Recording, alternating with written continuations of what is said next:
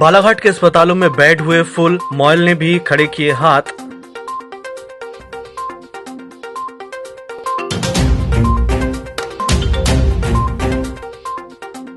बालाघाट में ऑक्सीजन सिलेंडरों की भारी कमी प्रशासन के लिए बनी सिरदर्द।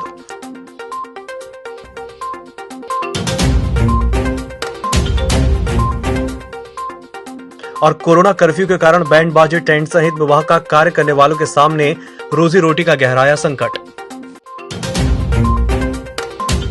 नमस्कार, बालाघाट लाइव के इस बुलेटिन में आपका स्वागत है। मैं हूं आपके साथ आकाश। बालाघाट जिले में कोरोना संक्रमण की रफ्तार देखते हुए शासकीय और निजी चिकित्सालयों में मरीजों के लिए बिस्तरों का टोटा है। प्रशासन चाहकर भी सभी मरीजों को अस्पताल में भर्ती कर इलाज कराने में असंभव हो रहा है। ऐसे में बालाघाट जिले में मॉयल के 3 अस्पतालों का उपयोग कोरोना मरीजों के लिए किया जा सकता था। सांसद ढाल सिंह बिसेन ने इस अस्पतालों का उपयोग कोरोना मरीजों के लिए किए जाने के लिए मॉयल अधिकारियों से चर्चा भी की थी, लेकिन उन्होंने अपने हाथ खड़े करते हुए कहा कि इन अस्पतालों में संसाधनों का अभाव है, यहाँ कोरोना मरीजों का इलाज असंभव है। कोरोना मरीजों के लिए बालाघाट में आवश्यकता से कम ऑक्सीजन आपूर्ति की वजह को जब जानने का प्रयास किया गया तो ये बात सामने निकल कर आई कि ऑक्सीजन भरने के लिए सिलेंडरों की बालाघाट में जबरदस्त कमी है और ये कमी प्रशासन के लिए सिरदर्द बनी हुई है। एक ओर जहां जरूरत से कम मिल रही ऑक्सीजन के चलते कभी कोई घटना घट जाए तो उससे निपटने के लिए यदि अतिरिक्त आपूर्ति हो भी जाए तो उसको किन सिलेंडरों में भरा जाएगा। अभी हालात ये है कि बालाघाट जिला चिकित्सालय में लगभग 100 सिलेंडर है, जिनका उपयोग मरीजों में करने के साथ ही उन्हीं सिलेंडरों में ऑक्सीजन भी रिफिलिंग करवानी पड़ रही है। सिलेंडरों के चलते बालाघाट में ऑक्सीजन का रिजर्व स्टॉक नहीं रख पा रहे हैं। यह एक गंभीर समस्या है जिसके चलते कभी भी बालाघाट में संकट खड़ा हो सकता है। कोरोना से जहां एक और लोगों की जान पर बनाई है, वहीं लॉकडाउन जीविका पर बनाई है। आमतौर पर रामनवमी के बाद से अप्रैल मई माह का पूरा महीना शादी विवाह जैसे कार्यक्रमों में निकलता है, लेकिन कोरोना के चलते जनता कर्फ्यू लॉकडाउन लगाकर ऐसे कार्यक्रमों को बंदिश लगा दी गई है। आवश्यक होने पर बहुत ही सीमित संख्या में ऐसे कार्यक्रम आयोजित किए जा रहे हैं। कोरोना की सबसे बुरी मार आमंत्रण कार्ड, प्रिंटिंग से जुड़े व्यवसायी, बैंड वाले, ढोल वाले, शहनाई, बिछाया सजावट केंद्र वाले, आतिशबाजी, डीजे, घोड़ी वाले, ऐसे व्यापार करने वाले छोटे से बड़े समूह को जबरदस्त आर्थिक संकट का सामना करना पड़ रहा है। ऐसी व्यवसाय से सैकड़ों परिवार भी जुड़े रहते हैं, उनके सामने भूखे मरने की नौबत आ गई है। इसी तरह शहरी इलाकों में लॉन, बड़े होटल और शादी के व्यापार में भी आर्थिक चोट लगी है। जिस तरह चोट डेकोरेशन व्यापार को हुई है, डेकोरेशन व्यवसाय से एक परिवार ने इसके पीछे कई परिवार जुड़े हुए थे, कैटरिंग से लेकर खाने बनाने वाले से लेकर वेटर से लेकर ऐसे बहुत से परिवारों का व्यापार जुड़ा रहता है। लेकिन इस कोरोना संकट में आज इतना पिछला साल तो जो चोट हुआ वो इस बार तो डबल चोट हो रही है। पिछले बार इंसान पूरे घाटे में दोबारा शादी विवाह का त्यौहार चालू हुआ था, वो पूरा का पूरा बंद हो गया, पूरा का पूरा लॉकडाउन के चक्कर में पूरा बंद कर दिया गया सरकार द्वारा। इसके पीछे हमारी रोजी रोटी के भी अब तो उधार लेके काम करने के लाले पड़ गए हैं। सरकार को हमारे पूरे टेंट व्यवसाय पूरी कमेटी के पीछे सोचना चाहिए कि हमारे व्यापार में कम से कम लाभ नहीं तो कुछ सेवाएं या सुविधा के आधार पर कुछ हमारे को हर्जाना या भुगतान करे, जिससे कि हमारे परिवार में आज जो संकट है कोरोना महाकाल का, वो हमारे यहाँ भी अच्छा लाइन में आ सके। शादियाँ तो सभी तारीख में थी। 21 अप्रैल से चालू हो गया था, मतलब सीजन हमारा 21 अप्रैल से रामनवमी के दिन से शुरुआत थी और काफ़ी अच्छा सीजन था।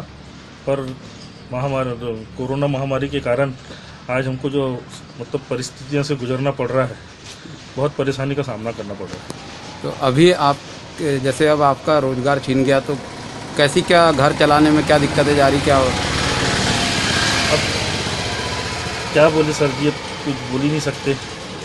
बहुत परेशानी का सामना हो रहा है। अगर इसी तरह से चलते रहा तो हमारे जो कलाकार हैं, हम लोगों को बहुत आर्थिक संकट से गुजरना पड़ेगा। जैन धर्म के 24वें तीर्थंकर भगवान महावीर की जयंती कोरोना संक्रमण के चलते सादगीपूर्वक मनाई गई। इस अवसर पर जैन समाज के युवाओं द्वारा प्रतिवर्ष अनुसार इस वर्ष भी blood connection and transportation van के माध्यम से नगर के प्रमुख चौराहों पर वाहन खड़ा कर रक्तदान कार्यक्रम किया गया, जिसमें नगर के 31 युवाओं ने रक्तदान किया। इस चलित वैन के माध्यम से नगर के मेन रोड स्थित पार्श्वनाथ भवन के सामने और महावीर चौक, हनुमान चौक में रक्तदान का कार्यक्रम किया गया। इस संबंध में अक्षय कांकारिया ने बताया कि भगवान महावीर स्वामी का जन्म कल्याण दिवस है। इस अवसर पर हर साल की तरह इस साल भी रक्तदान किया गया। भगवान महावीर जयंती के उपलक्ष्य में यहाँ कार्यक्रम रखा गया था।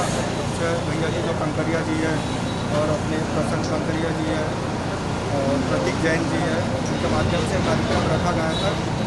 शहर हर एक चौक जाकर ब्लड परीक्षण करने के लिए इसमें हम सभी लोगों को इनवाइट किया था, सभी दोस्तों भाई व्हाट्सएप के माध्यम से, फेसबुक के माध्यम से कि ज़्यादा से ज़्यादा तादाद में आकर के सोशल डिस्टेंसिंग का पालन करते हुए रक्तदान करवाएं।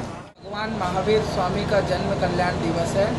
उसी उपलक्ष्य में हर साल की तरह इस साल भी रक्तदान किया जा रहा है, लेकिन इस साल रक्तदान जिला चिकित्सालय में ना करते हुए कोरोना महामारी को देखते हुए हम इस वैन के द्वारा घर घर में जाकर के रक्तदान कर रहे हैं, जिससे काली पुतली चौक से हनुमान चौक तक के हमने आज तय किया था, जिसके द्वारा आज करीब 20 से 25 यूनिट का अभी रक्तदान हो चुका है और भी रक्तदान हो रहे हैं।